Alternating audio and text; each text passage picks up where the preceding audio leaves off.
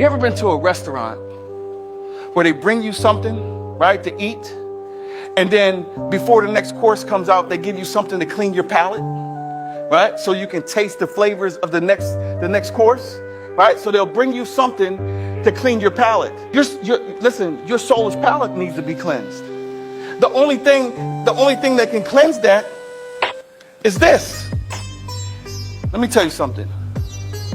As a believer, if you're not spending time reading the word, but Pastor, I don't understand it. If you're not spending time, but Pastor, I always fall asleep when I read it. But if you're not spending time, but I don't understand all those dust 1,000 days. If you're not spending time reading the word, you didn't know how to tie your shoe. You didn't know how to ride a bike, right? You didn't know how to do that job that you got on the first day. You didn't know how to do those things. Because you didn't know how to do those things, right? You had to learn, right? You didn't know how to drive. You didn't know how to do a lot of things, right? But the only way to be able to conquer you is to get into this word. You can't defeat sin by yourself. You just can't. It's not possible. You need help.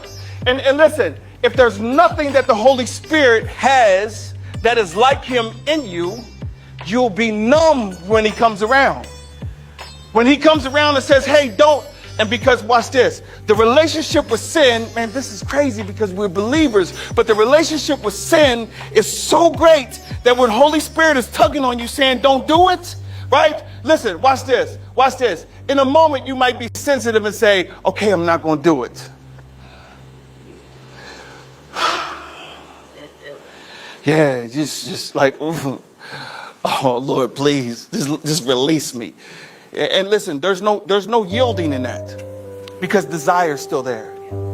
If desire's there, like if your desire is not to please God and the desire is to please your flesh, being led by the flesh instead of being led by the Spirit, if the desires are confusing you, right? If the desires are confusing you, no matter how much you yield to God, at some point you're going to break free from God and run back to that thing. This is why repetition over and over and over. What's the first principle of teaching, babe? What's the second principle of teaching? What's the third principle of teaching? Repetition. You got to do it over and over and over again.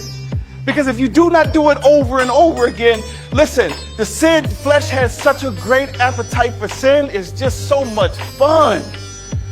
It's just so much fun to be sinful. And you know why?